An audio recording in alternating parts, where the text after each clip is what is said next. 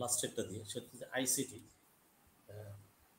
আইসিটির আইন এবং ICT court হিসেবে অবশ্যই অন্যান্য কোর্টের চেয়ে উপরে।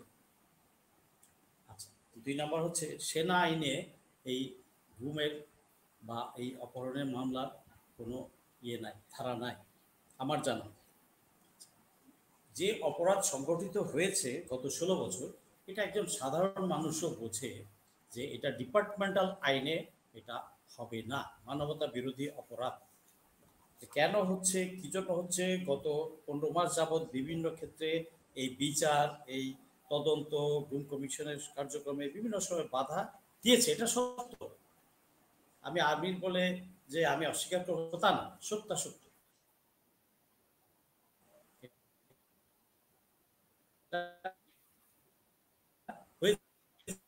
যেটা বলছিলেন আইসিটিতে আন্তর্জাতিক অপরাধ ট্রাইব্যুনালে যে মামলা চলছে, এই মামলা, হ্যাঁ, এটা আইসিটিতেই হতে হবে এবং সেনা আইনে করার কোনো সুযোগ নাই।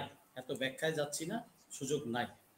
এটা অনেকেই বলছে, যারা বিচারটাকে ব্যাহত করার, ডিলে করার চেষ্টা করছে, তারা বলে যাচ্ছে, হয়তো আমার গোত্রেরও কেউ বলছে, বাট সত্য যেটা, সেটা হচ্ছে এই মানবতা বিরোধী অপরাধ বা গুম খুনের অপরাধ সেনা আইনে করা যাবে না এবং এটা আইসিটিতেই করতে হবে।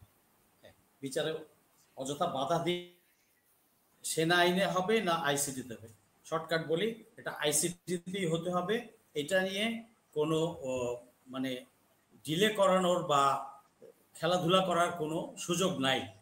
আইনের গতিতে চলবে। আইসিটিকে বলবো, পুরো জাতি আপনার সাথে আছে, পুরো জাতি আইসিটির দিকে তাকিয়ে আছে। অন্যায় যে করবে তার বিচার হতেই হবে এবং আইসিটি আইনকে ফলো করে সামনের দিকে এগিয়ে যাবে শক্তভাবে। এটাই আমি বলতে চাই। কেউ যদি নির্দোষ হয়, সে বেকসুর খালাস পেয়ে আসবে, আর যে দোষ করেছে, যতটুকু দোষ করেছে, তার সেই অনুযায়ী শাস্তি হবে। এটা কোনো বাহিনী কখনো গুমের অপরাধে শাস্তি মৃত্যুদণ্ড করা হয়েছে কয়েকদিন আগে। বাহিনী কখনো, যেটাই হোক, আমি আদালতের বিষয়গুলো বলতে চাচ্ছি না, মৃত্যুদণ্ড হোক, মাফ করে দেখ, যেটা হয় হোক, বাট আইনকে আইনের গতিতে চলতে দিতে হবে।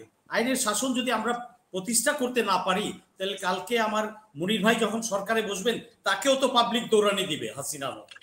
তো আইনের শাসন প্রতিষ্ঠা করতে হবে, সুশাসন প্রতিষ্ঠা করতে হবে। আমরা সবাই আইনের প্রতি শ্রদ্ধাশীল হতে হবে। আমার সেনাবাহিনীও হবে, ব্যুরোক্রেটরাও হবে, পলিটিশিয়ানরা হবে, কৃষক হবে, সবাইকেই হবে। সবাই যদি আমরা আইনের প্রতি শ্রদ্ধাশীল থাকি, তাইলেই সুশাসন এবং আইনের শাসন প্রতিষ্ঠা করা সম্ভব এবং শান্তির দেশ প্রতিষ্ঠা করা সম্ভব। নাহলে মারামারি, কাটাকাটি, রেষারেষি।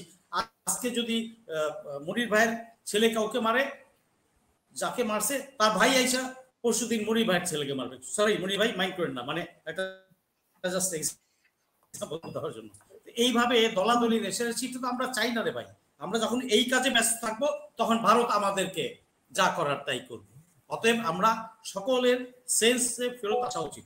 কেন এই বিচার নিয়ে তালবাহানা করছে? কারণ ভারতীয় লেসপেসাররা বসা, এক হাসিনা চলে গেছে, 300 এমপি মন্ত্রী চলে গেছে, বাকি সব তো চোরবাটপাড়া বসা। ওই যে ভাই বললেন এমডি সাহেব লেন, আরে ভাই এমডি কে এখনো রাখছেন কেন? ওকে কেন লাথি মাইরা চেয়ারে অন দ্য স্পট ফেলায় দেন নাই? সে কৃষকের এই লোনটা, এই